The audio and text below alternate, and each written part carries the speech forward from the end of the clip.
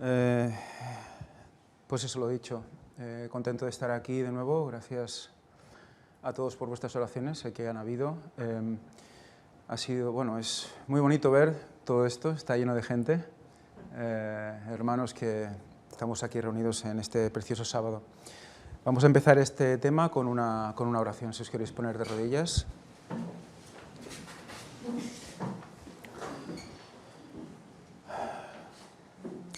Padre nuestro que estás en los cielos, santificado sea y elevado tu santo nombre. Te damos muchísimas gracias porque de nuevo permites que nos podamos reunir en este hermoso sábado en el cual ya nos has dado perlas, ya nos has dado motivos de adoración. Gracias por tu amor, ayúdanos a estar preparados, ayúdanos a abrir nuestros corazones, nuestras mentes a todo lo que has de decir, que seas tú el que hable y no sea yo, Señor. Te lo pedimos todo en el nombre santo de Jesucristo y por tu sangre derramada, por su sangre derramada. Y te pedimos perdón por nuestros pecados. Amén.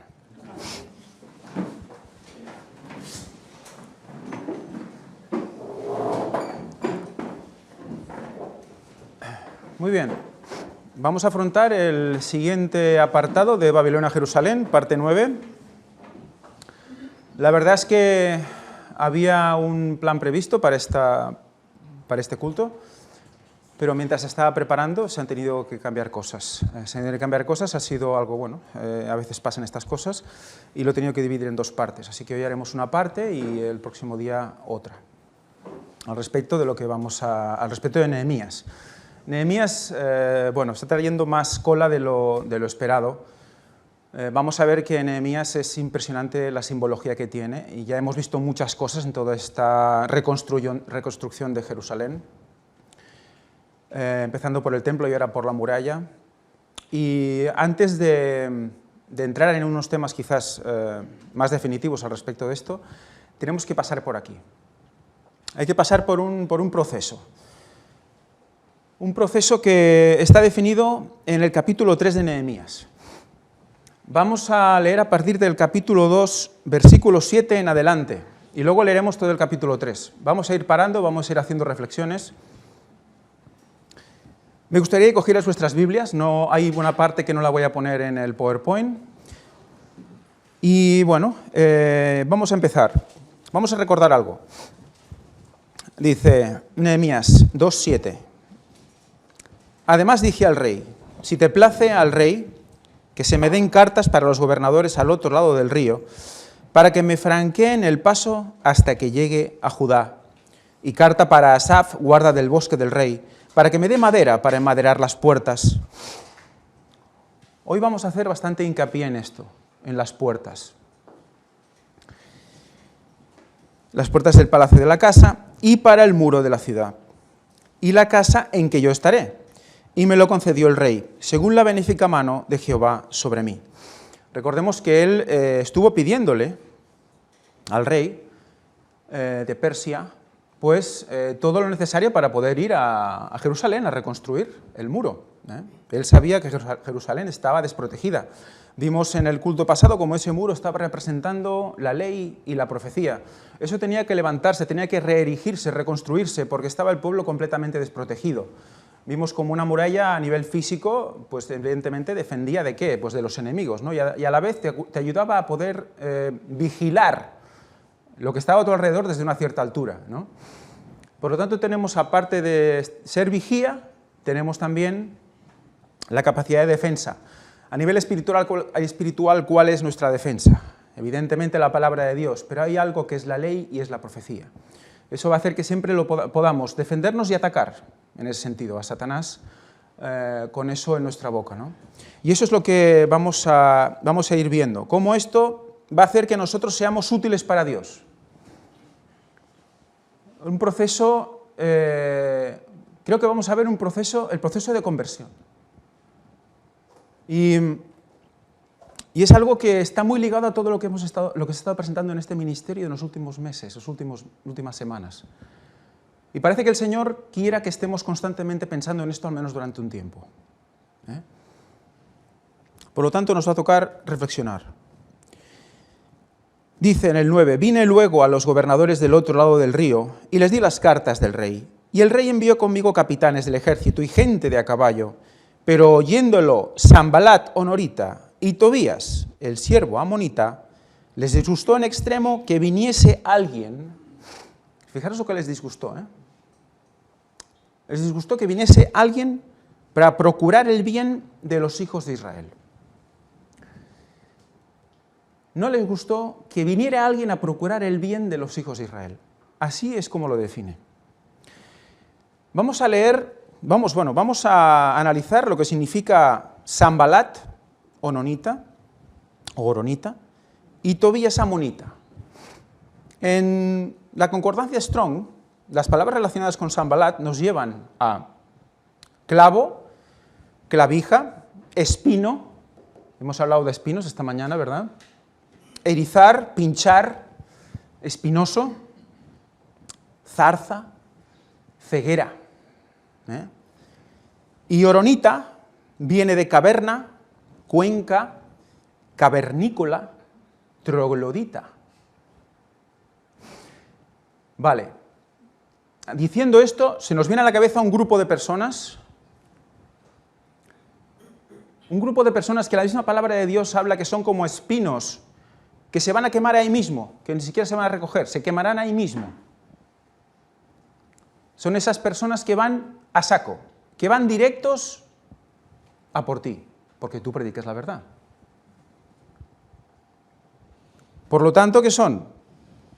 Troglodita, ¿sabéis lo que es? Yo cuando he visto cavernícola y troglodita digo, claro, tú te imaginas a una imagen que nos han vendido desde pequeños, que es el hombre de Neandertal o un hombre de estos de Cromañón, ¿no? De estos que están en las cuevas y que se supone que estaban ahí y que son nuestros ancestros, ¿no? Evidentemente sabemos que no es así. Pues resulta que troglodita es bárbaro y poco sociable. Es una definición. No tiene que ver con esos hombres, ¿no? Lo que pasa es que se les asocia esa característica. Y cavernícola, pues que vive en cavernas, que vive en cuevas. Por lo tanto, son personas que están aisladas del mundo, que tienen su propia opinión, y esa opinión es la que vale y punto. Y se tiene que implantar al resto de manera bárbara, de manera directa y de manera desagradable. Son un clavo, son espinos. Muy bien. Montón de espinos ciegos y bárbaros. Tenemos personas que no atienden a razones.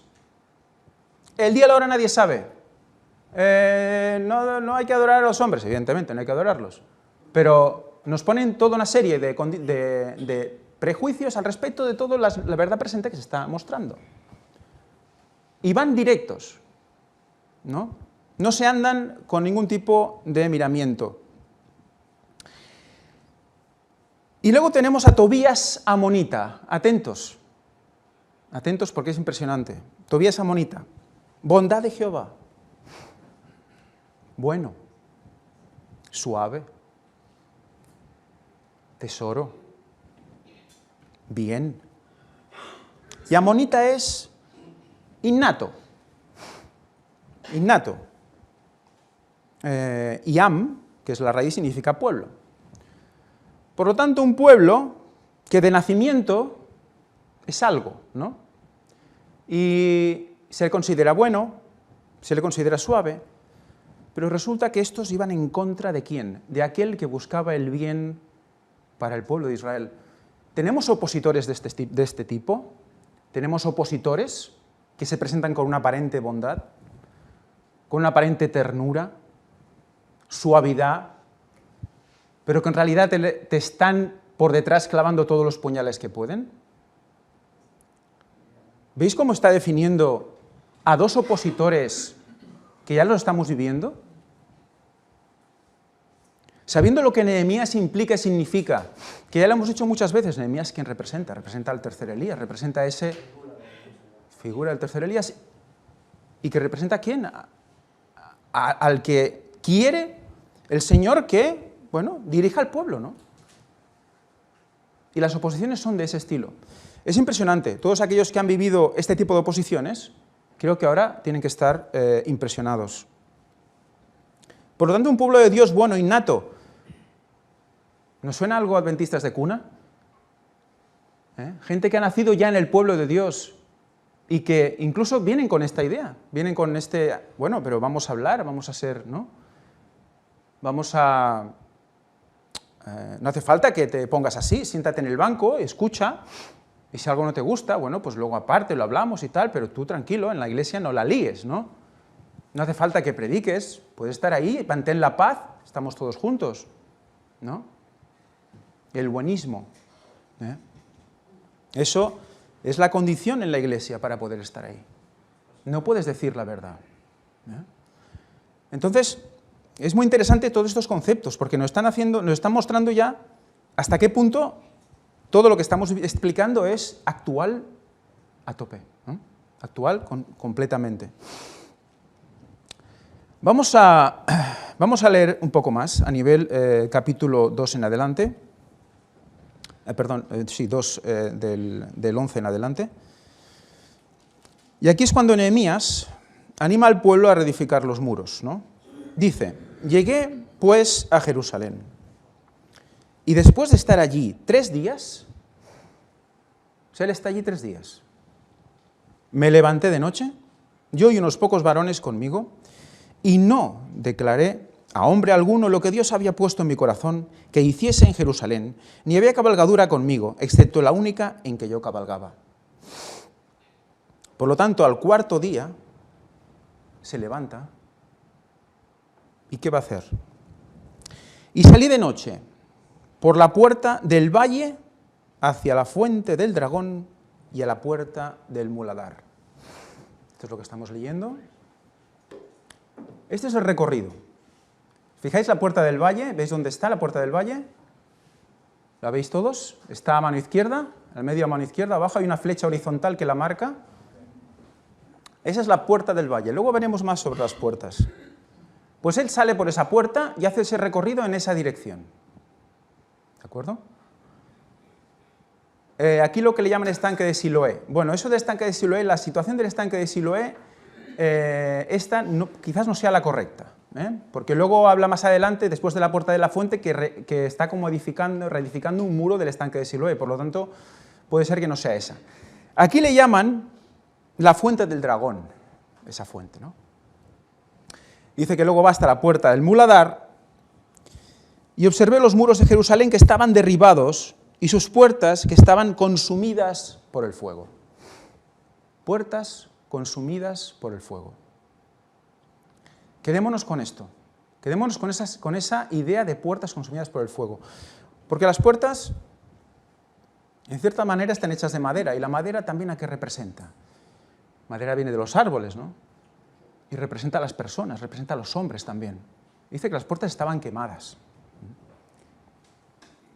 Por lo tanto, algo había aquí relacionado también con la espiritualidad de todas estas personas que estaban aún luchando, ¿no?, en ese pueblo. Más adelante dice: pasé luego a la puerta de la fuente y al estanque del rey, pero no había lugar por donde pasase la cabalgadura en que iba. O sea, fijaros cómo estaba el tema, que ni siquiera el caballo podía pasar entre los escombros. Ahora, teniendo siempre esa imagen de lo espiritual, la ley y la profecía, imaginaros cómo estaba todo. Estaba todo escondido, estaba todo por el suelo. Toda la referencia a los pactos, toda la referencia a lo que realmente es la ley de Dios, cómo está en un pacto y en otro, todo eso estaba derrumbado. No podía estar el pueblo seguro. Y subí de noche por el torrente, que es el del Cedrón, que está a la mano derecha, por el torrente, y observé el muro, y di la vuelta, y entré por la puerta del valle y me volví. O sea, en un momento define toda la vuelta que dio por el muro, hasta volver a pasar por la parte izquierda, siempre en esta dirección, que podéis ver, contraria a las agujas del reloj, y vuelve a entrar por la puerta del valle. Y no sabían los oficiales a dónde yo había ido, ni qué había hecho, ni hasta entonces lo había declarado yo a los judíos y sacerdotes, ni a los nobles y oficiales, ni a los demás que hacían la obra. Por lo tanto, hay una primera, impresión del hombre Nehemías de cómo está la situación. Es el primero que lo ve y luego actúa y anima al resto, ¿no? Esto no nos recuerda también a ese, digamos, amigo del esposo que está despierto, se da cuenta de las cosas él primero y luego tiene que avisar a los demás, ¿no? Y luego todos juntos predican, reedifican, luchan. Por lo tanto, vemos como una especie de primera toma de contacto de él para ponerse al día de cómo está todo. Y ahí empieza el plan y empieza la actuación. Les dije, pues, vosotros veis el mal en que estamos, que Jerusalén está desierta y sus puertas consumidas por el fuego. Venid y edifiquemos el muro de Jerusalén y no estemos más en oprobio. Entonces les declaré cómo la mano de mi Dios había sido buena sobre mí y asimismo las palabras que el rey me había dicho, y dijeron, levantémonos y edifiquemos. Así se esforzaron sus manos para bien. Pero cuando lo oyeron Sanbalat horonita y Tobías el siervo amonita, o sea, los bárbaros y los buenos, entre comillas, y Gesem el árabe, aquí hay otro, Gesem el árabe. Muy bien, Gesem. Gesem, ¿qué significa Gesem? ¿Qué creéis que puede significar Gesem con palabras parecidas que ya hemos hablado del significado? Hashem, bueno, eso no se me había ocurrido, pero bueno, no. Gesem es, viene de Gosén. Viene de Gosén. Y es lluvia torrencial, ¿no? Lluvias, aguaceros, llover violentamente. Recordad que lo estuvimos asociando con el pueblo de Dios en Gosén, ¿no? Ese lugar donde, bueno, había una lluvia abundante, ¿no? También árabe significa estéril. O sea que tenemos una lluvia abundante, incluso llover violentamente, pero en cambio tenemos esterilidad. Vaya. ¿Qué quiere decir esto a nivel espiritual? Tenemos luz, tenemos lluvia, pero no la vemos, no la vivimos, no hay fruto. Muy bien, si asociamos este Gesén con Gosén, y como vemos siempre, como hay esa, digamos, similitud de Moisés cuando llega a Egipto y lo rescata, con ese tercer Elías que llega y nos rescata, salid de ella, pueblo mío. Entonces, estos Gesem, ¿quiénes son? Son gente que empezaron el camino con nosotros, que salieron de Gosén con nosotros. Pero que aún así, toda esa lluvia, toda esa luz, no ha hecho mella en ellos. Y están en el lugar porque saben que es el lugar correcto, pero en realidad no hay transformación personal, no hay conversión. Fijaros cómo la palabra de Dios es impresionante y cómo estas analogías nos están llevando a una situación que es actual, pero al 100%. Está hablándonos también de nuestro ministerio. Que no por estar en el ministerio ya estamos libres, ya está, no pasa nada. No. Dentro del ministerio también hay que estar conectado con Dios, porque si no somos esos Gesem. Gesem árabe. También tenemos, ¿recordáis los que salieron de Egipto y la liaron en el grupo? ¿Quiénes eran? Eran la multitud mixta, ¿no? Algunos egipcios que se metieron por miedo también, ¿no? Porque sabían que, bueno, que veían que, bueno, que ellos eran los que prosperaban, ¿no? O sea que tenemos también ese punto, ¿no? Que la gente puede estar aquí como por miedo a no estar en ningún otro lugar. O por miedo incluso a que Dios, si no estoy aquí, me va a machacar. Pero es que si estás dentro y tampoco estás, también vamos a acabar mal. Peor aún. Bueno, es algo a tener en cuenta. Muy interesante todo esto que solo con 3 nombres ya nos está poniendo en situación. Por lo tanto tenemos a Nehemías, que se ha dado cuenta de la situación, que habla al pueblo, los anima a construir, el pueblo decide construir con él. Los que responden, porque veremos que no todos responden. Y empieza el reparto del trabajo. Esto es algo que me interesa mucho, porque no es Nehemías el que está reconstruyendo la muralla, solito, ¿verdad? Sino que hay otros que responden al llamado y construyen todos con él, especialmente a sus órdenes. ¿Y qué pasa? Bueno, los órdenes ya los que estaban con él, porque él tenía también unos príncipes y una especie de gobernantes que estaban con él que le ayudaban a llevar todo esto, ¿no? ¿Qué pasa? Fijaros, vamos a leer ahora el capítulo 3. El capítulo 3 es cada trozo de la muralla. Y cada trozo de la muralla le toca a unas personas concretas. ¿Qué pasa si uno no construía? La muralla no subía, ¿verdad? ¿Y si alguno se negaba a construir? ¿La muralla se quedaba así? ¿O seguía construyéndose? ¿Creéis que se pararía la construcción? O sea, Dios decide que Nehemías va allí a ver cómo está el tema y a llevar al pueblo a reconstruir, y resulta que cuando pone en orden a todos para construir, algunos se pueden negar y eso no se va a construir. ¿Alguien piensa que en el tiempo final toda la obra que se tiene que hacer se va a parar porque alguno de nosotros decida no construir? ¿Qué va a pasar con nosotros? Vamos a ser desechados, sustituidos. Y no va a quedar en saco roto, en cosa neutral, no. Estamos hablando de algo que sirve para llevar a las personas al Evangelio. Aceptamos, sí, todo muy bien, ¿vale? Pero cuando hay que poner, cuando realmente hay que poner de lo nuestro en la obra, entonces no. Solo para recibir, no para dar. Pues eso es lo que vamos a ir viendo también. Entonces, se levantó el sumo sacerdote Eliasib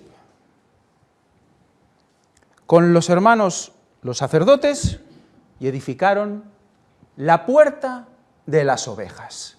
¿Por dónde empezamos a edificar? Recordemos que él empezó a hacer la revisión desde la puerta del valle. Luego veremos lo que implica.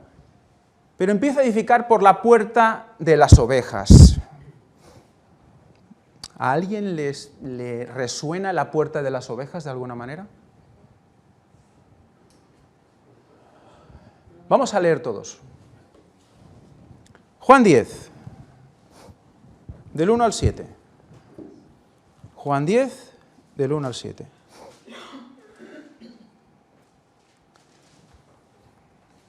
Juan 10, del 1 al 7 dice: de cierto os digo, el que no entra por la puerta en el redil de las ovejas, sino que sube por otra parte, este es ladrón y salteador. Mas el que entra por la puerta es pastor de las ovejas. A este le abre el portero.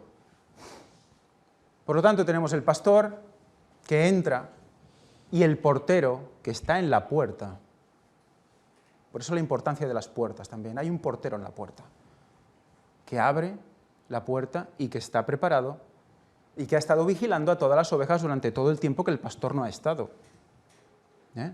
Tenemos pastor y portero. ¿Tenemos claro las dos ideas quiénes son? ¿Las dos imágenes quiénes son? ¿Las dos personajes quiénes son? Tenemos a Cristo y tenemos a su representante. Tenemos a Cristo y tenemos a Nehemías. Tenemos a Cristo y tenemos al tercer Elías. Pastor y portero. Y las ovejas oyen su voz y llama a sus propias ovejas por su nombre y las saca. Y cuando ha sacado fuera todas las propias, va delante de ellas y las ovejas le siguen, porque conocen su voz. Mas al extraño no le seguirán, sino que huirán de él, porque no conocen la voz de los extraños. Por lo tanto, cuando una voz no es reconocible, ¿en el sentido de qué? Cuando la voz no dice la verdad, ya tendríamos que ir en la otra dirección. en la otra dirección. Esta alegoría les dijo Jesús, pero ellos no comprendieron de qué les estaba hablando. Tela, ¿no? Parece una analogía sencilla, ¿no? Pero sí, claro, recordad lo que decía Jesús. Él hablaba en parábolas a la gente, no les podía hablar directamente. Ellos tenían que empezar a mover la mente y empezar a pensar por sí mismos, porque no veían más allá de un rey terrenal, ¿no? ¿Y qué dice? Volvió pues Jesús a decirles, y ahora les dice algo. Les dice algo que ellos seguro conocen. De cierto os digo, yo soy la puerta de las ovejas. Yo soy la puerta de las ovejas. Siempre recordamos, Cristo dice, yo soy la puerta. ¡Pum! Y nos quedamos ahí, ¿verdad?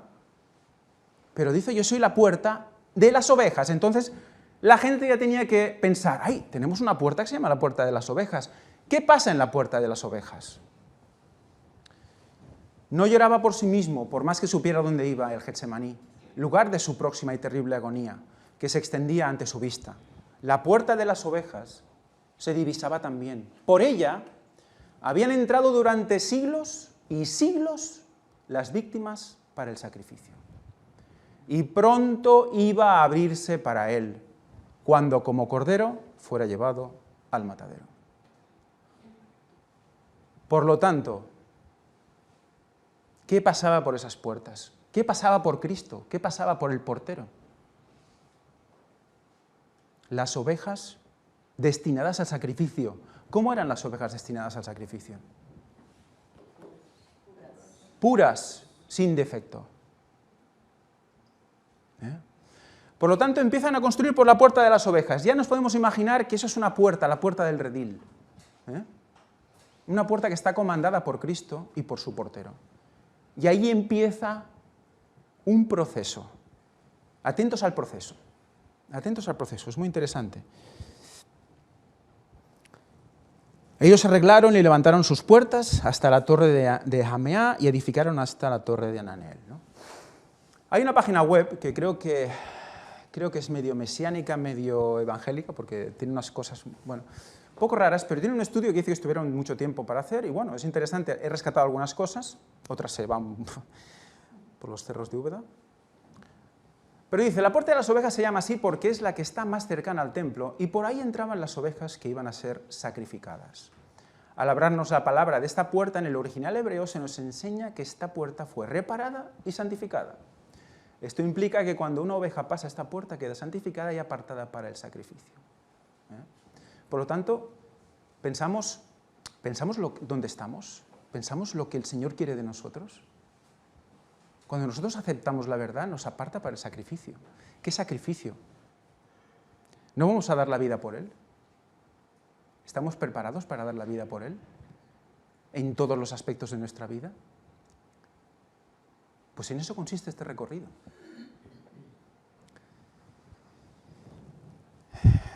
Junto a ella edificaron los varones de Jericó, luego edificó Zacur, hijo de Imri.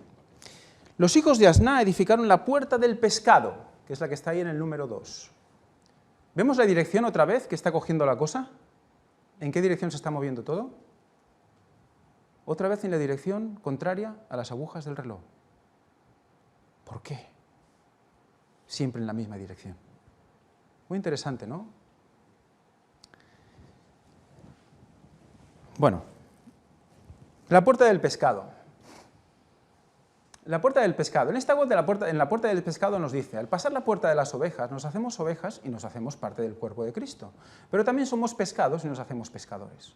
Por parte del cuerpo del Señor. Nos convertimos en puerta para que muchos otros puedan llegar hasta Jesús.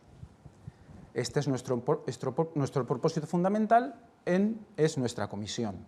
La puerta del pescado nos recuerda la importancia de ganar almas, de ser pescadores de hombres. Y este punto es importante recordar que, en este punto es importante recordar que cada uno de nosotros también fue pescado por alguien. Es muy interesante esto. ¿Nosotros recordamos quién nos pescó? ¿Recordamos quién nos pescó? Sí, Cristo nos pescó. Eso nadie lo va a discutir, ¿eh? No es una cosa que quiero llevar a debate, ¿eh? Si fue Cristo o no. Creo que la gente ya lo entiende, que Cristo nos pescó. Pero Cristo nos pescó mediante alguien que Él puso aquí, ¿no? Y esta persona empezó a pescar, y los otros pescados se convirtieron en pescadores. Y bueno, el mensaje del Espíritu Santo fue levantando a gente, ¿no?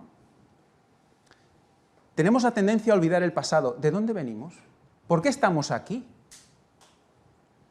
¿Qué historia tenemos al respecto? ¿Cuántos testimonios se han hecho al respecto de por qué estamos aquí? ¿Por qué la gente reaccionó y cambió sus vidas? A veces lo olvidamos. Y pensamos que ya por nosotros mismos ya podemos. Ahora ya lo sé todo. Ahora ya no necesito ni guía, ni padre, ni maestro, ni nada. Entonces olvidamos quién nos ha pescado. Por lo tanto, hay que hacer memoria primero. ¿Qué pasa? Vamos a seguir leyendo. Ellos enmaderaron y levantaron sus puertas con sus cerraduras y sus cerrojos. Bueno, una cosa que nos dice también la web, es que justamente la puerta de las ovejas, la anterior, ellos dicen que se hizo sin cerrojos. Yo no sé si es cierto, pero es interesante, como diciendo, bueno, puedes entrar y salir cuando quieras, ¿no? Es libre el acceso al Señor, ¿no? Luego dice, después de la puerta del pescado, a su lado restauró Meremot, hijo de Urías, hijo de Acós, bueno, toda una serie de gente, ¿no? Inmediato a ellos restauraron los tecoitas, pero sus grandes no se prestaron a doblar el cuello al servicio de sus señores. En otras versiones, de su señor. ¿Y sabéis qué? La palabra utilizada aquí es Adón. Adón se puede usar para señor del cielo o para señores de la tierra.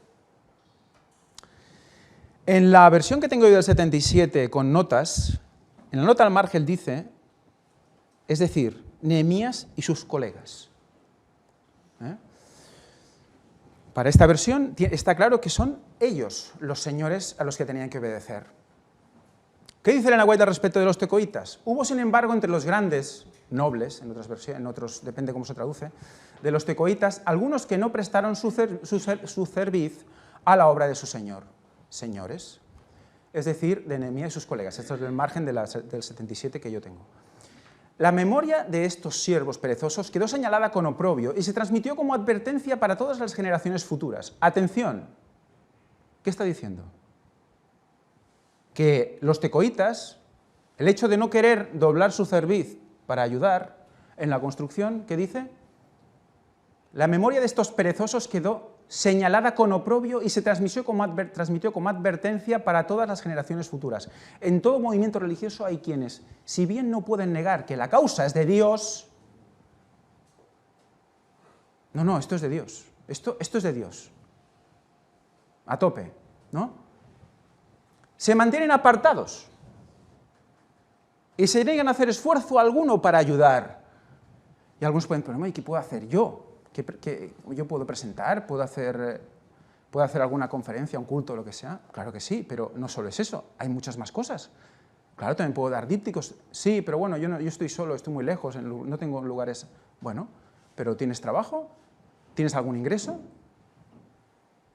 Dice Elena White que el diezmo ya simplemente es colaborar. Para que la cosa crezca. Evidentemente la oración también habla ella, ¿no? Por los hermanos, eso es una ayuda también. Aquí estamos hablando también de ¿qué? De una parte de coger y doblar la cerviz. ¿Qué es? Pues coger, agacharse, coger una piedra, colocarla en su lugar para que el muro siga subiendo. Si yo me quedo quieto, ¿qué decíamos antes? ¿Esa piedra se va a poner sola? No. Se va a poner seguro, pero será otro. Y entonces tú serás desechado. Sí. Convendría a los tales recordar lo anotado en el cielo, en el libro donde no hay omisiones ni errores y por el cual seremos juzgados. Allí se registra toda oportunidad de servir a Dios que no se aprovechó. Y allí también se recuerda para siempre todo acto de fe y amor. El ejemplo de aquellos tecoitas tuvo poco peso frente a la influencia inspiradora de Nehemías. O sea, pensar una cosa, hay gente a veces que no hace algo como protesta. mira, yo no voy a ayudar porque creo que esto no se está haciendo bien. Creo que es la verdad, pero no se está haciendo bien, y no ayudo. Pensando que, haciendo eso, como que todos van a estar pendientes de él. Pero la obra va a seguir. ¿Alguien piensa que va a frenar al tercer Elías cualquier tipo de insinuación? ¿Alguien lo piensa? Básicamente se van a quedar fuera. La rueda los va a pisar. El pueblo en general estaba animado de patriotismo y celo. Hombres de capacidad e influencia organizaron en compañías a las diversas categorías de ciudadanos y cada caudillo se hizo responsable de construir cierta parte de la muralla. Se hizo responsable. Este trozo es para que yo lo haga. Si yo no lo hago, la sangre de los que me van a seguir, porque no voy a quedar solo con esto, alguno me va a seguir, caerá sobre mí. Y voy a perderme. ¿Cuál es nuestra labor? Eso salió en no sé si salió en una de las conferencias de Fanny o lo he visto en un Twitter del Gran Engaño, que tenemos que preguntarle al Señor, ¿quién soy?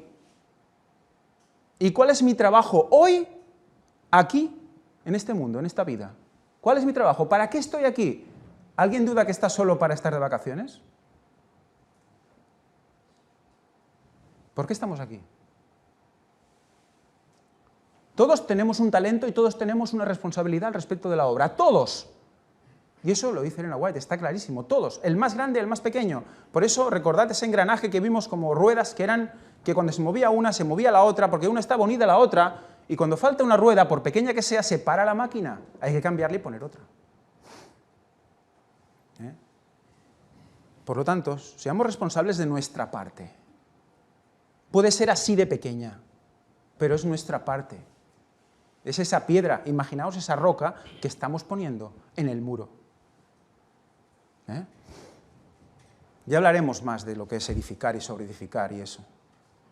Acerca de algunos, se ha dejado escrito que edificaron cada uno enfrente de su casa. Fijaros qué interesante el mensaje, ¿no? No es que yo vivo muy lejos de... Yo edifiqué delante de mi casa. ¿Cómo puedes edificar delante de tu casa? ¿Tienes vecinos? ¿Tienes familia? ¿Se puede edificar o no se puede edificar? Es muy interesante, ¿eh? Muy bien, seguimos. Luego llegamos a la Puerta Vieja. La Puerta Vieja fue restaurada por Joiada, hijo de Pasea, y Mesulam, hijo de Besodías, etc., ¿no? Eso lo va explicando. Y ellos también levantaron el muro ancho, que se dice, ¿no? Hasta el versículo 10. La Puerta Vieja. Pensad en los pasos que estamos dando, ¿eh? Primero la Puerta de las Ovejas, reconocer a Cristo, es entrar por la puerta, reconocer también al enviado de Él.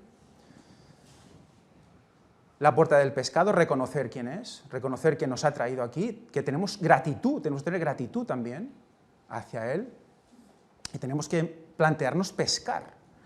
Pero para eso vamos a ver ahora toda una serie de línea de bajada por la parte izquierda de la imagen, que los que tengan una idea de un poco de la geografía del Monte Moria, a la izquierda y por abajo hay algo. Aquí no está puesto el nombre aún. Algo que pasaba en esa zona. Y vamos a descender hasta ahí, vamos a ver cómo la cosa se va a poner. Puerta Vieja, ¿qué es la Puerta Vieja? Ya podemos empezar a imaginar que si esto es un camino personal, hay algo que tenemos que dejar atrás, ¿verdad?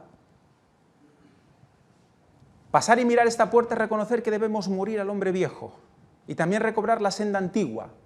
No caminar el camino que propone el mundo, sino el camino de la cruz, de Cristo. Nos recuerda ir al fundamento de la palabra, es recobrar nuestro linaje de hijos de Dios. Es muy interesante. ¿Qué somos? ¿Somos linaje escogido? ¿Somos linaje escogido? ¿Somos nación santa? ¿Real sacerdocio? Es interesante esto. Esta puerta nos habla de las sendas antiguas y de las verdades antiguas de la palabra de Dios. En estos tiempos donde la gente siempre anda buscando algo nuevo, la palabra de Dios se ha cambiado por estrategias, costumbres, tradiciones y puntos de vista con tinte cristiano. Bueno, esto también seguro que es una crítica a alguien, a lo mejor como nosotros. Pero el verdadero trasfondo es meramente mundano, con la disculpa o el pretexto de que debemos evolucionar y revolucionar, olvidando que lo que Dios dijo al principio tiene vigencia hoy y que no hay otro evangelio. Impresionante. Recuperar las sendas antiguas. Pero a la vez, dejar nuestra antigüedad, dejar lo viejo nuestro, fuera. También la puerta vieja nos habla de nuestro pasado. ¿Cuántos nos hemos quedado anclados en el pasado? Pecador. Somos pecadores, pero tenemos un pasado pecador. Ahora tenemos un presente en Cristo. Muchos creyentes vuelven atrás a su vida vieja porque no cerraron tras de sí la puerta vieja. Es muy interesante el concepto. Es muy interesante el concepto. A veces nos negamos a cerrar puertas viejas. Parece que aún nos guste. Sí, seguimos a Dios, sí, queremos amar a Dios y estamos en el lugar que nos corresponde, sabemos cuál es el lugar, pero las puertas las dejamos abiertas. O porque aún está destruida y por ahí entran los recuerdos de lo vivido antes. Por eso debemos renunciar a lo que éramos y caminar en pos de nuestro llamado. Que no nos pase como al pueblo de Israel mirando atrás, añorando ¿a quién? A Egipto. Algunos son perseguidos por su pasado porque no han cerrado la puerta vieja. Debemos reconstruir esa puerta porque en Cristo nuestro pasado no existe más. Somos hechos nuevas criaturas por el lavamiento de su sangre y de la palabra. Qué difícil es a veces recordar esto, ¿verdad? Muy bien. Vamos a ir pasando de puerta. Por lo tanto, una vez negamos nuestro pecado, no lo queremos más, no vale, no, ya está, yo el pecado no lo quiero, ¿vale? Ya el Señor lo ha tirado al río o al fondo del mar. Pero el Señor sabe que nosotros tenemos un proceso de transformación, que no vale solo con quererlo, tenemos que llevarlo en práctica, ponerlo en práctica. Muy bien. Pues ahora vamos a ver lo que pone en práctica. Antes de seguir me gustaría decir algo que no he dicho antes, y bueno, ahora que tenemos la memoria un poco fresca. La puerta número 1, la puerta de las ovejas, el sumo sacerdote es el que empieza a construir, dando ejemplo, y se llama Eliasib. Eliasib es Dios restaurará. Por lo tanto, la obra está siempre dirigida por Dios. Está en las manos de Dios. También significa volver al punto de partida, apaciguar, aplacar, arrepentirse, cambiar, conducir, enderezar y girar, levantar, reflexionar, refrigerio, rescatar, resistir. Todo eso es. Por ahí se empieza. Pero bueno, seguimos. Llegamos a la Torre de los Hornos. Fijaros que ahora va a empezar un concepto diferente, que tiene que ver con esto, tiene que ver con cerrar puertas, tiene que ver con reconocer a Cristo, tiene que ver con reconocer al portero, pero va a implicar algo en nosotros. Fuego. ¿Recuerda algo de lo que estamos hablando en las escuelas sabáticas? Muy bien. La Torre de los Hornos. Esta la vemos en el versículo 11. Llegamos al versículo 13 y ya estamos bajando y llegamos ¿a dónde? A la puerta del valle. Esta es la puerta del valle, la puerta por donde salió, recordad, Nehemías a dar la vuelta a todo Jerusalén. Valles. ¿Qué valles recordáis? ¿Qué valles recordáis? Valle de Megiddo. Vale, Valle de Hinnom. ¿Dónde está el Valle de Hinnom? Exacto. El Valle de Hinnom está justo en esa puerta, ahí empieza, por eso se llama la Puerta del Valle. En la parte baja izquierda, en ese espacio que queda entre la Puerta del Valle y la Puerta del Muladar, y luego toda la parte sur, es el Valle de Hinnom. Muy bien, los valles. La Puerta del Valle. Esta puerta es la de la batalla de morir al pecado. Bueno, está muy bien. ¿Por qué dice esto? ¿Qué pasaba en los valles? En la palabra de Dios. Batallas, guerra. ¿vale? Por lo tanto, nosotros cerramos la puerta a lo viejo, pero eso no quiere decir que ya no tengamos ningún tipo de tentación ni nada nos venga a molestar. Vale, primero hay que querer cerrarla, pero luego hay que luchar. Luego hay que luchar. Y hay una batalla. Y en los valles, aquí dice también, desde el valle miramos al monte de Dios y reconocemos que nada somos sin Él. Nos humillamos y entonces Él vence por nosotros. Es interesante también, porque en los valles, ¿qué se recibe en los valles? Las aguas que vienen ¿de dónde? De las montañas. Y las montañas, las cimas de las montañas, ¿qué representan? Evidentemente el monte de Sión representa el monte de Dios. Entonces los montes, el monte de Dios alimenta el valle donde estamos nosotros, ¿no? Y cuando vemos las montañas, ¿qué sentimos? ¡Guau! Impresionante, ¿no? Te sientes muy pequeño, ¿verdad? Pero si no miras a las montañas y solo miras al valle y dices, mira, tengo agua aquí, tengo comida aquí, ¿no? Tengo diversión aquí y solo ves el valle, solo bajas la cabeza, ¿eh? Y estás en tu trabajo labrando el valle y tal. Pero si no levantas la cabeza y ves las montañas, os digo, yo cuando estuve en Suiza, cuando estuvimos con el tema de los valdenses, yo cuando veía aquellas montañas, aquí se tiene la impresión cuando vas a los Pirineos, pero es que aquellas montañas son como más escarpadas, es impresionante. La sensación es de una humildad, de una pequeñez brutal. Te sientes nada. Y dices, ¡guau! Todo esto representa a Dios, ¿no? Representa el monte de Dios. Entonces, fijaros cómo en el valle hay muchas cosas. Tenemos la humildad, tenemos la batalla, tenemos ¿qué? El valle de Meguido, por ejemplo, era el valle donde se libraban todas las batallas, ¿no? Donde se librará la última gran batalla también, Armagedón.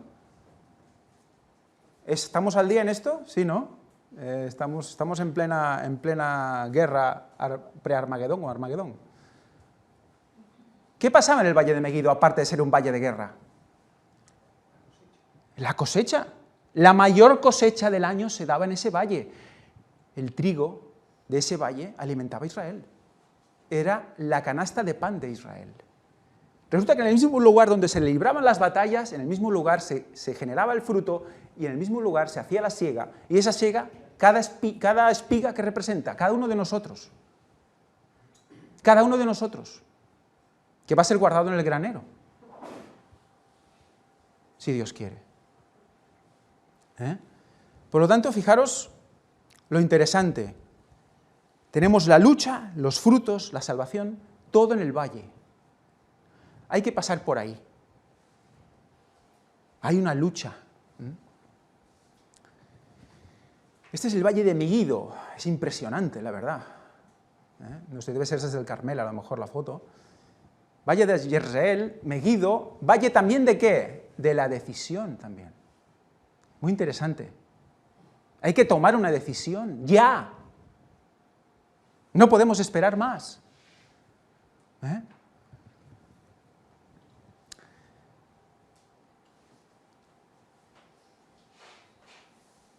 Ahora bien, la Puerta del Valle se llamaba así porque, al igual que las otras, del lado sur, daba a un valle que se llama el Valle de Hinnom.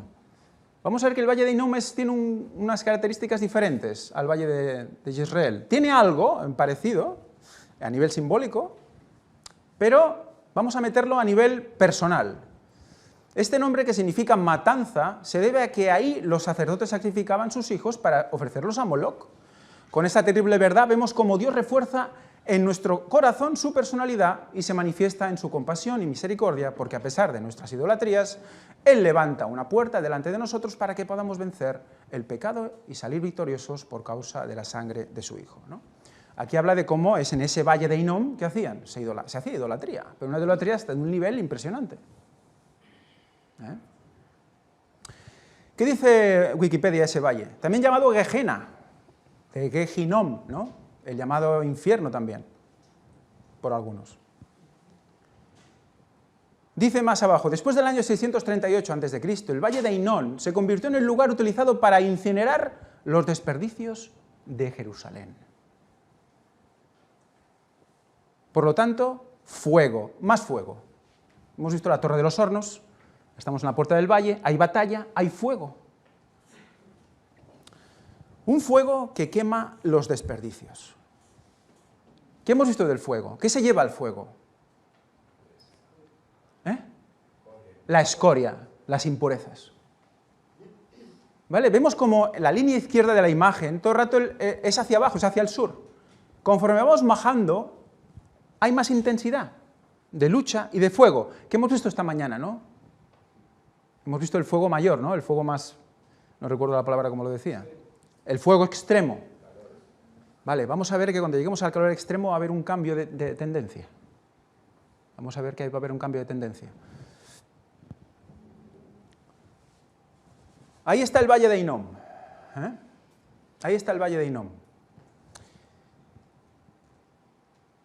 Recordad que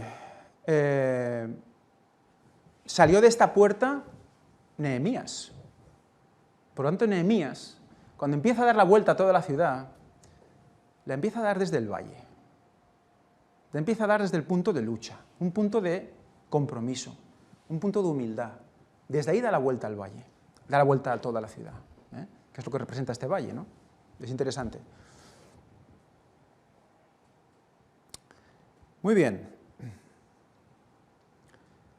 Bueno, esto es lo que hemos hablado, ¿no? Los valles se plantan cosechas y demás, ¿no? Por lo tanto, florecen y, bueno, hay que dar fruto. En esa batalla es cuando se da fruto. Por lo tanto, es interesante porque, fijaros como Nehemías, luego eso lo veremos en el siguiente día, pero sabemos que los que edificaban, ¿qué edificaban?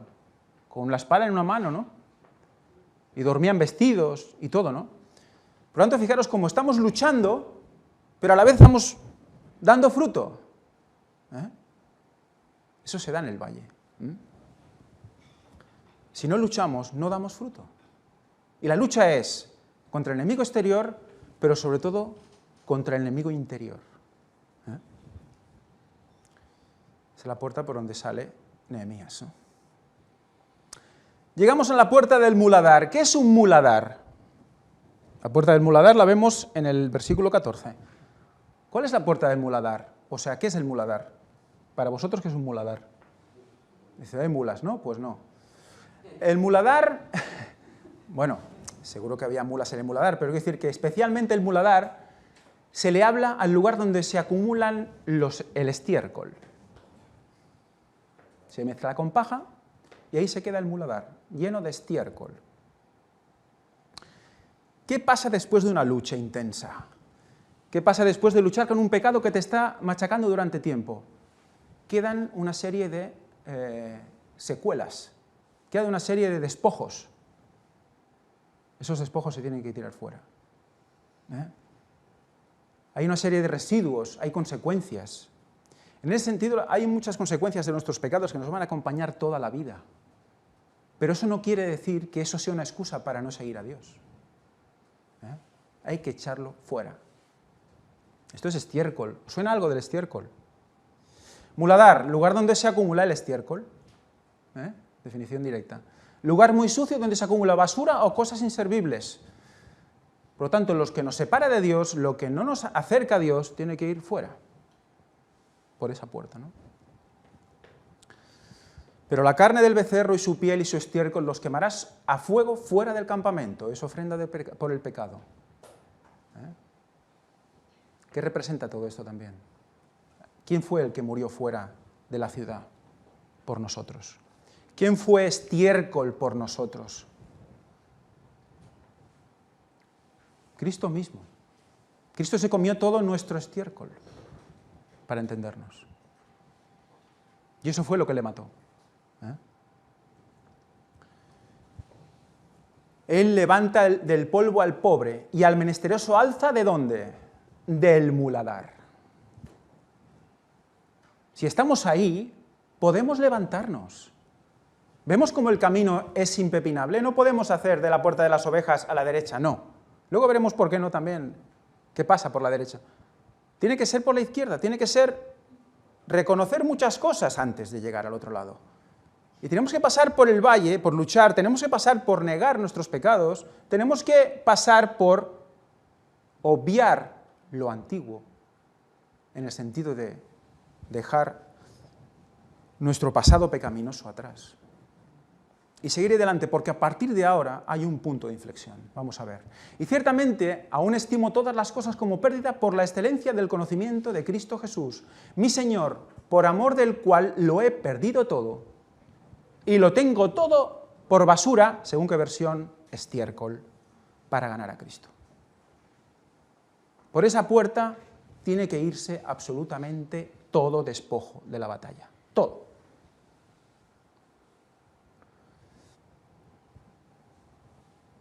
Bueno, esto es un poco lo que hemos comentado ahora. Y ahora llega la puerta de la fuente. Fijaros que aquí tenemos la puerta de la fuente, que la tenemos en el versículo 15, y luego la siguiente es la puerta de las aguas. ¿Has visto? Hemos cambiado de fuego, nos estamos cambiando como de fuego, y ahora estamos cambiando la dirección de la muralla, vamos otra vez hacia el norte, y ahora empieza el agua. ¿Vemos por dónde está la cosa? ¿Vemos un poco a nivel espiritual cómo estamos cambiando la tendencia, que es el proceso que debemos seguir todos nosotros para llegar a Cristo? Es impresionante esto, ¿eh? Puerta de la fuente. ¿Recordáis una fuente muy famosa? Fuente de bronce. Y es una fuente, pues nosotros aquí unas fuentes, cuando nos dicen una fuente, vemos un chorrito de agua que sale, ¿no? No sé si os imagináis algo así, ¿no? Pues no, la fuente aquí es un pozo, es un lugar de agua estancada. Es un lugar donde tú vas a sacar agua. Entonces, cuando tú has empezado esa lucha y has empezado a desestimar el pecado, no lo quieres, tú quieres seguir adelante, vas a buscar agua. Quieres el Espíritu Santo. Es ese agua. Y en el Espíritu Santo hace que tú te veas reflejado. ¿Qué pasaba en el fondo de esas fuentes? ¿Qué había? ¿Qué había? Es muy interesante, yo no lo recordaba. Ha sido por esta página que me lo ha recordado. A ver, ¿lo he puesto? No lo he puesto. No lo he puesto, fantástico. En el Éxodo 38. Ah, sí, Éxodo 38, no lo he puesto. Bueno. Ahí nos dice, la fuente de bronce abajo, adicionalmente tenía algo muy especial. Al fondo había espejos pegados, que una vez el sacerdote se acercaba a lavarse, le iban reflejando su rostro, permitiéndole lavarse muy bien, hasta ver que de verdad ya estaba limpio. Y su cara lucía bien, no desfigurada por el mugre y el hollín, ¿no? O sea, es interesante, porque, bueno, el otro día Javi hablaba, ¿no? Bueno, yo me veo muy bonito, me veo no sé qué. Pero es práctico, porque ponían los espejos de las mujeres de Israel, habían donado espejos, los ponían en el fondo de la fuente, ¿no? Pero fíjate que tú cuando te estás lavando en la fuente y estás sucio, imagínate, deben ir de sangre o de lo que fuera, ¿no? Se lavaban, entonces el agua quedaba sucia. Y entonces ya no te veías bien. Tú te lavas en el espíritu, pero luego no eres capaz de ver lo que hay realmente, ¿no? La suciedad no te deja ver lo que hay. Y de hecho, nosotros, solo Dios sabe lo que hay dentro de nosotros, ¿no? Este agua, evidentemente, tiene que ser el Espíritu Santo. Cuando tú vas a buscar agua, bueno, antes ¿qué hacían? Iban a un pozo a buscar agua. Y es una acción de ir a buscar agua. Es nosotros que nos levantamos y vamos a buscar el agua. Queremos el agua. Entonces tiramos el pozo, tiramos el cubo y subimos el agua y bebemos el agua o lo utilizamos para lavarnos, ¿no? Pero que luego hay un concepto diferente con el agua, la veremos ahora en la siguiente, pero antes,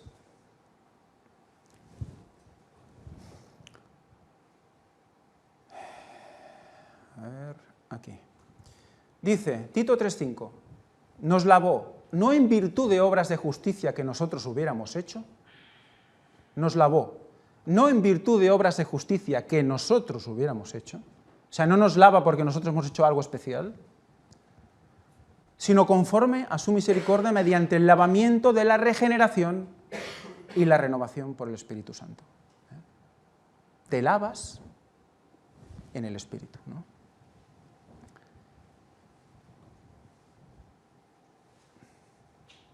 ahora hay toda una serie de grupos de construcción que van del versículo 16 en adelante,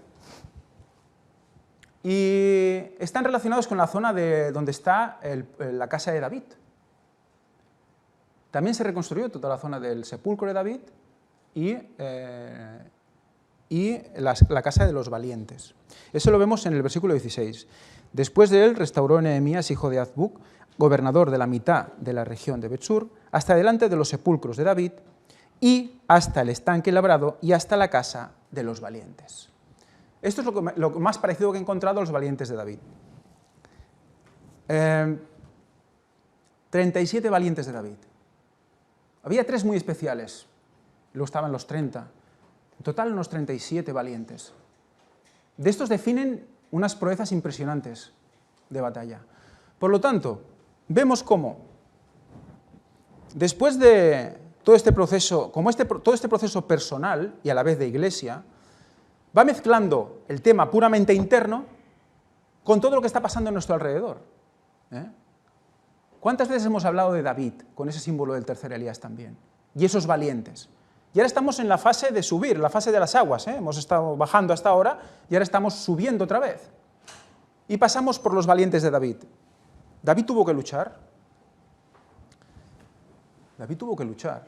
Tuvo que enfrentarse también a Saúl durante mucho tiempo. Enfrentarse a la apostasía. Por lo tanto, aquí se reconstruyen el recuerdo de estos valientes y de David. Y esto es lo que nos tiene que animar también, porque esto aquí está puesto no por nada, esto está puesto para que nosotros recuperemos ese espíritu de lucha de David y sus valientes. Porque el trabajo que tenemos delante no es cosa pequeña. Vaya, ¿cómo puede ser que se ha vuelto a mover el número? ¿Se ha vuelto a mover el número otra vez? Vaya, pues lo he estado reparando hace un rato. Bueno, pues nada, a lo mejor es que no está grabado.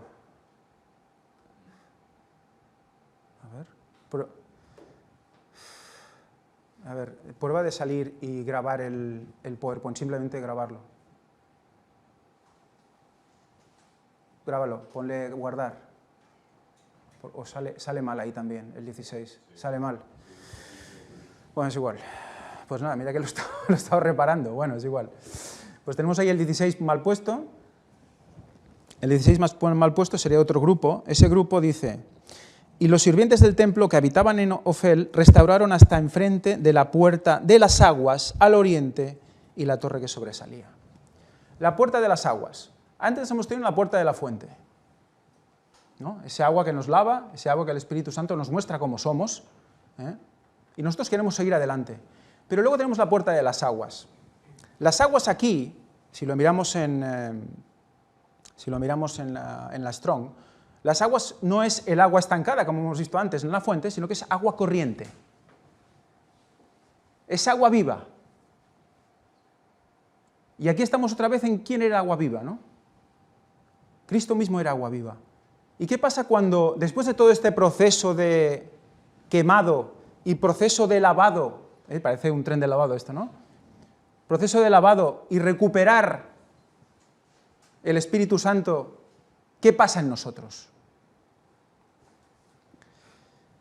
¿Qué dice el Señor? Pero el que beba del agua que yo le daré, no tendrá sed jamás, sino que el agua que yo le daré se convertirá dentro de él en una fuente de agua que salte para vida eterna. Esto ya no es una fuente que está estancada, es una fuente que brota agua y salta para vida eterna. ¿Por qué? ¿Qué pasa con ese agua? ¿Nosotros nos la quedamos para nosotros? Si nos la quedamos para nosotros se va a pudrir. Lo que hacemos somos como tubos, somos conductos que reciben agua y dan agua. En Cristo. Por lo tanto, ese es el proceso, ya empieza a ser una consecuencia de todo este proceso, este camino que llevamos andando por la muralla. Se está reconstruyendo no solo una iglesia, no solo la ley, no solo la profecía, sino nuestro interior. Es un proceso global y particular, de la iglesia y local.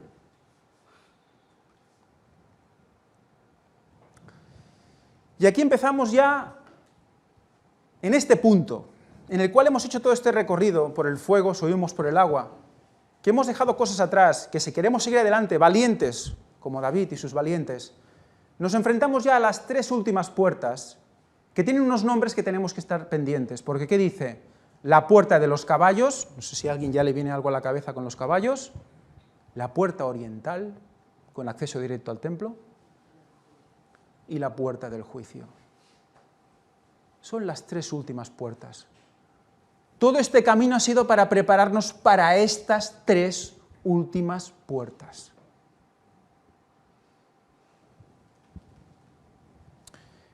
Y en estas últimas puertas vamos a pararnos en quiénes las construyeron o quiénes las restauraron, porque vamos a ver cosas dirigidas para nosotros. Los caballos, ya creo que tendríamos que recordar ya los 4 carros de Zacarías 6, donde el último carro es quién. Y los alazanes salieron y se afanaron por ir a recorrer la tierra, y dijo, id, recorred la tierra, y recorrieron la tierra. ¿Qué ángel es el que recorrerá e iluminará toda la tierra con su gloria? El cuarto carro es el que hizo eso. Por lo tanto ya está, ahí ya vamos a todas, ahí los caballos empiezan a correr todos, ahí ya hemos pasado un proceso personal y ahora tenemos que pasar un proceso de lucha, la última gran batalla, porque los caballos también son de batalla, ¿no? Pero ¿quién dice que reconstruye estos caballos? Vamos a leer el 3:28. Desde la puerta de los caballos restauraron ¿quién? Los sacerdotes, cada uno enfrente de su casa. ¿Quiénes son los sacerdotes ahora? ¿Quiénes han recibido la vara? Como vemos en la imagen. Real sacerdocio, linaje escogido, real sacerdocio, nación santa. ¿Para qué? Pueblo adquirido para posesión de Dios, para que anunciéis las virtudes de aquel que os llamó de las tinieblas a su luz admirable. Javi lo presentó el sábado pasado, que anunciamos sus virtudes. Eso es nuestro mensaje. Aquí habla de eso, ¿no? Una persona, un caballo, ellos consideran el caballo como una persona en el que Cristo se monta, ¿no? Para llevar a cabo todo el proceso, ¿no? Bueno, también es un concepto interesante.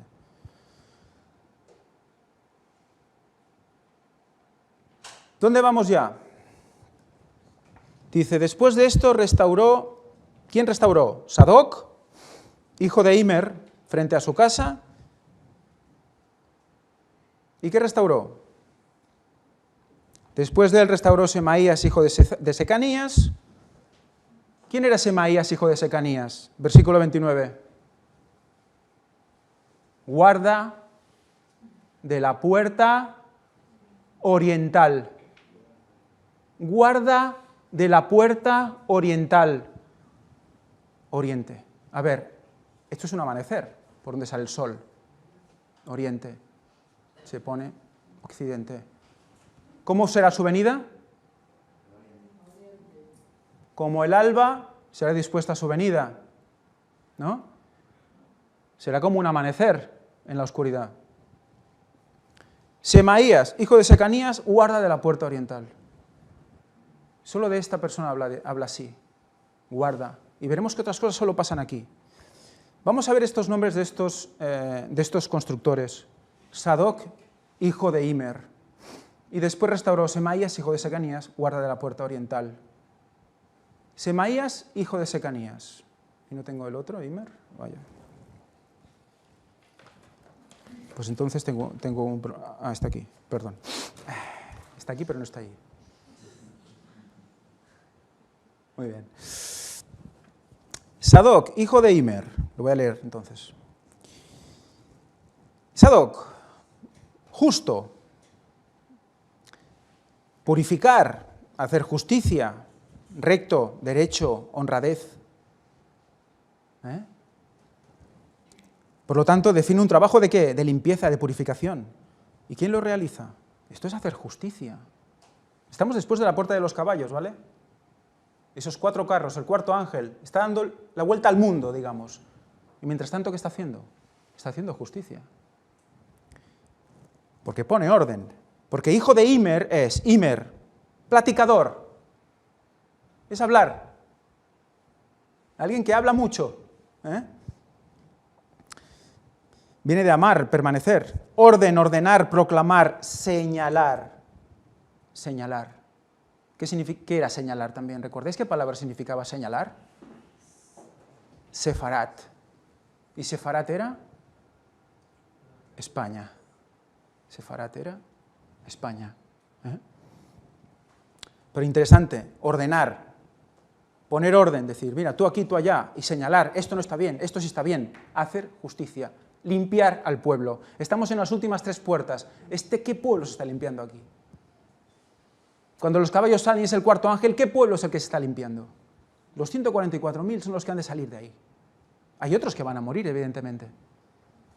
Pero es la última gran carrera, es la última gran batalla. Estamos ya cerrando el círculo.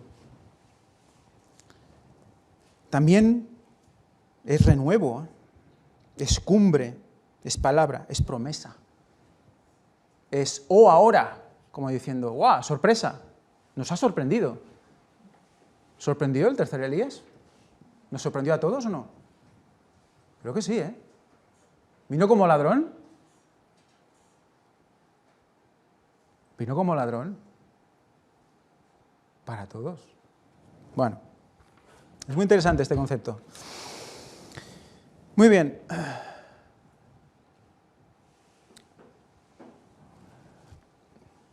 Ahí. A ver si me estoy liando yo aquí. No me lo creo.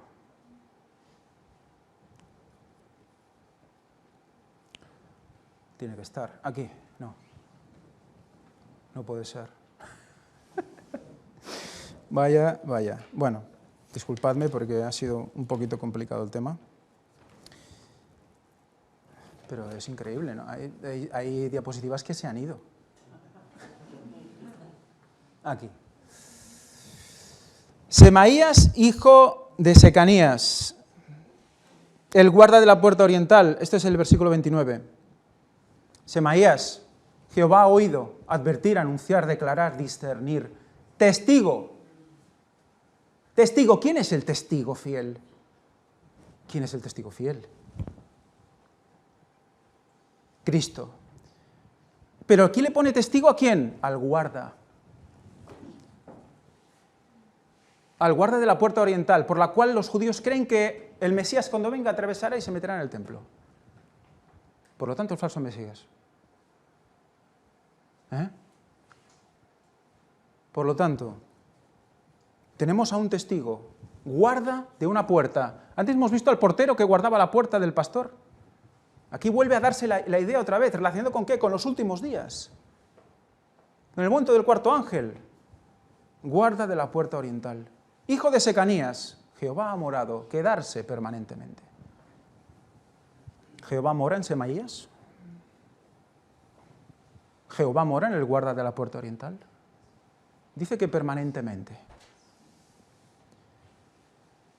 Esto me recordó a estos versículos. Mateo 3, del 1 al 3. En aquellos días se presentó Juan el Bautista predicando en el desierto de Judea y diciendo, arrepentíos, porque el reino de los cielos se ha acercado. Se ha acercado, mora entre nosotros. Pues este es el anunciado por medio del profeta Isaías. Y cuando lo lees dices, bueno, ahora dirá la profecía mesiánica de Isaías, ¿no? Pues claro, si es el que el reino de los cielos se ha acercado es Cristo, ¿no? ¿Y qué dice? Este es voz de uno que grita en el desierto, preparad el camino del Señor, enderezad sus sendas. Vaya.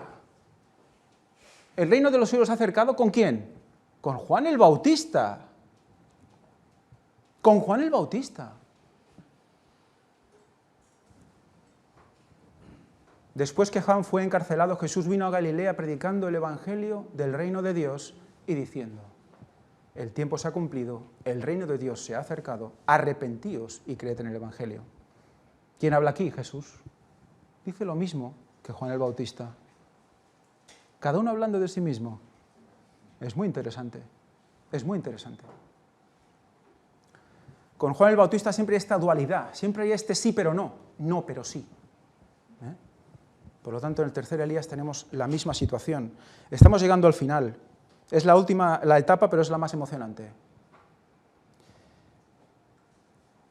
Ahí se van a juntar muchos números, ¿eh? Estamos en la puerta oriental y ahora vamos a ver que van a haber muchos que van a querer edificar aquí, muchos grupitos pequeños, y son grupos muy pequeños, con pocos constructores, pero con un significado muy impresionante. Es muy interesante, porque solo quedarán 144.000, y serán los más parecidos a Cristo. ¿Eh? Seguimos pues. Tras él, Ananías, hijo de Selemías. ¿Dónde lo tenemos? Versículo 30. Ananías, hijo de Selemías. Y Anún, hijo sexto de Salaf, restauraron otro tramo. ¿Alguien recuerda? Bueno, no lo hemos leído todo, pero si buscáis todo el capítulo 3, en ninguno hay otro que diga hijo sexto, hijo segundo, hijo quinto, hijo cuarto. Solo hijo de, hijo de, hijo de. Y ya está. Pero justo aquí, cuando estamos justo en el punto final, vemos una especificación. Vamos a ver estos nombres entonces. Ananías, hijo de Selemías. Jehová ha favorecido bondad hacia un inferior, armar tienda de campaña o carpa. ¿A qué nos recuerda esto? Tabernáculos. Vaya. Hijo de Selemías, ofrenda de gracias a Jehová, retorno, paga, sacrificio de agradecimiento, ofrenda de paz, dar el pago, recompensar, restitución, completo, terminar, vengar, volver. ¿Qué es eso? ¿Qué es eso? La vuelta de Cristo, el retorno de Cristo en tabernáculos. El retorno de Cristo en tabernáculos. Estamos alrededor de la puerta oriental, ¿eh? Todo el rato.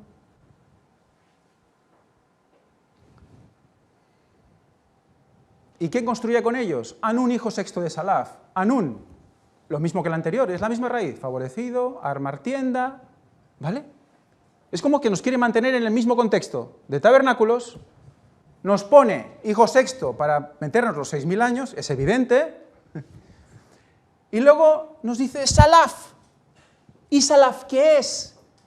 Cojear, curvar, costilla, hoja en una puerta, de aquí lado, costado. ¿Más detalles? ¿Queremos más definición? ¿Qué está definiendo esta muralla? ¿Qué está definiendo esta muralla? ¿Es una línea de tiempo? ¿Es una línea de conversión? ¿Es una línea de reavivamiento y reforma de la iglesia del último tiempo? Descaradamente. Es todo en una muralla. Y especialmente en las puertas. ¿Por qué? Las puertas de madera, árboles, personas. Pueblo.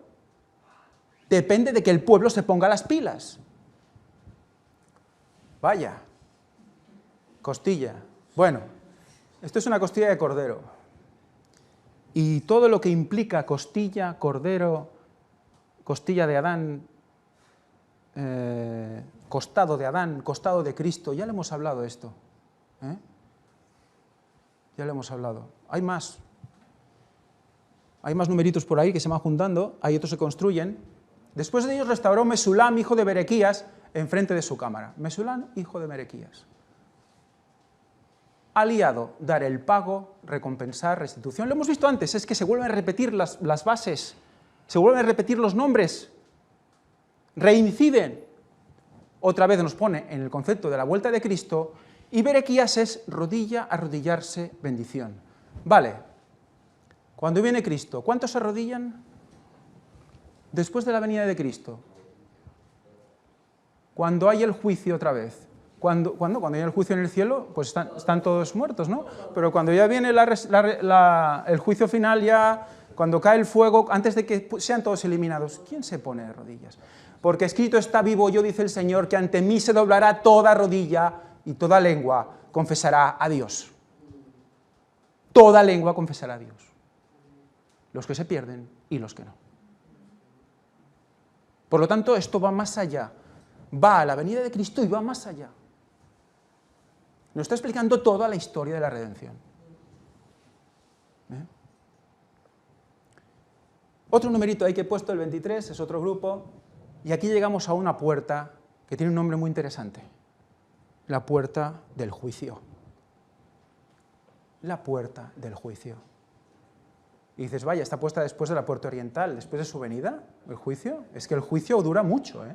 Desde que empieza a leer nuestros nombres hasta que cae el fuego, es antes y después de Cristo, ¿eh? Y ahí se verifica todo, se consuma todo. Puerta del juicio. Después de él, restauró Malquillá, hijo del platero, hasta la casa de los sirvientes del templo y de los comerciantes enfrente de la puerta del juicio. Malquillá, ¿quién restauró Malquillá, hijo del platero? ¿Quién restauró? Rey de Jehová. ¿Quién restaura la Nueva Jerusalén? ¿Quién restaura el mundo? ¿Quién restaura todo después de su venida, después de todo muerto, todo quemado? ¿Quién restaura? Rey de Jehová, hijo del platero, el refinador, fundir metal, refinar, acrisolar, limpiar, purificador. ¿De qué estamos hablando durante todo este tiempo? Hijo del refinador. ¿Quién es el refinador? Es Dios mismo. Y el Rey de Jehová, Cristo mismo. Cristo viene como Rey. El Rey de Reyes, luego, y Señor de Señores.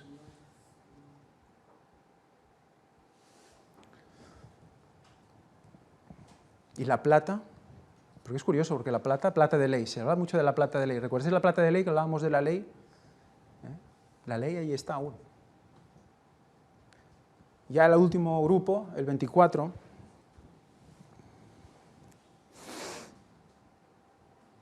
ya es el último tramo, y ya une la puerta del juicio con otra vez la puerta de las ovejas. Y ahí se cierra. Empezó en Cristo, acaba en Cristo. Se cierra la muralla, se reconstruye toda y tenemos una nueva ciudad. Una nueva... Porque es Jerusalén, ¿no? Hemos construido el templo, hemos construido varias cosas, hemos construido la muralla. Cuando cierras la muralla, ahí tenemos, ¿qué? La nueva Jerusalén. Por lo tanto, tenemos un camino aquí impresionante, ¿no? ¿Quién la restauran? Los refinados, viajeros. Bueno, comerciantes y viajeros para comerciar, pero bueno, ¿quién viajará con Cristo durante toda la eternidad? Los 144.000. Por lo tanto, tenemos dos caminos, vaya, esa se me coló, bueno, tenemos dos caminos, uno de bajada y otro de subida. Uno de humillación, uno de quemar, uno de prueba, tanto para la iglesia como para cada uno de nosotros. Y tenemos otro camino. Hay un punto de inflexión, es que es impresionante, hay un punto de inflexión en la puerta del muladar. Y luego en la puerta de la fuente, ya para arriba, agua, Espíritu Santo, limpieza, fluye a todo el mundo. Y luego los caballos, la puerta oriental y el juicio, la venida de Cristo, con todo el trabajo del cuarto ángel. Por lo tanto, tenemos un lado fuego y en el otro lado agua.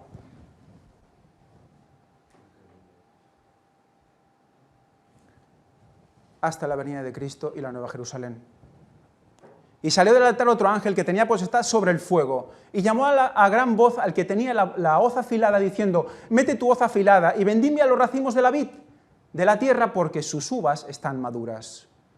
Y el ángel arrojó su luz en la tierra y vendimió la viña de la tierra y echó las uvas en el gran lagar del furor de Dios. Y fue pisado el lagar fuera de la ciudad, y del lagar salió sangre hasta los frenos de los caballos, por una distancia de 1.600 estadios. ¿Qué hizo el ángel que tenía potestad sobre el fuego? Sangre. Provocó sangre. ¿Recordáis que asociamos el fuego con la sangre ya varias veces? Porque la sangre nos limpia. ¿Y qué nos limpia? El fuego de la prueba. Es lo mismo. Por lo tanto, en un lado tenemos sangre y fuego, que es lo mismo. Y por el otro tenemos agua. Tenemos que decir de qué estamos hablando. Si tenemos sangre por un lado y agua por el otro. Sí, el costado traspasado de Jesús. Estamos hablando todo el rato del costado traspasado de Jesús. O sea, ¿cómo se define la conversión del hombre? ¿Cómo se define la conversión de la iglesia? ¿Cómo se define la salvación del pueblo de Dios? Solo con el costado traspasado de Jesús. Es Jerusalén. es Jerusalén.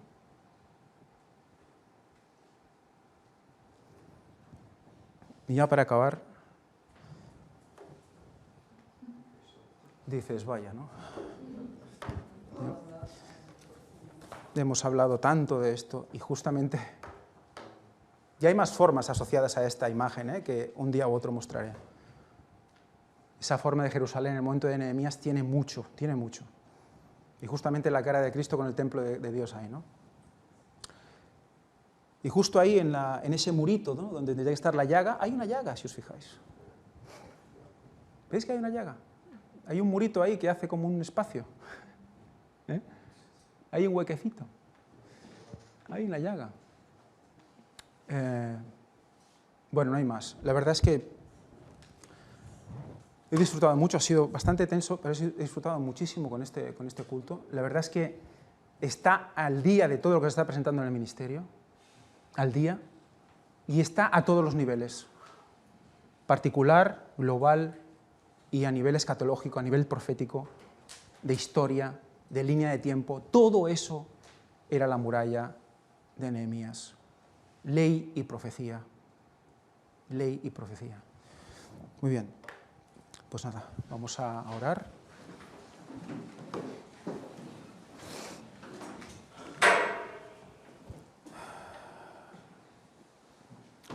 Padre nuestro que estás en los cielos,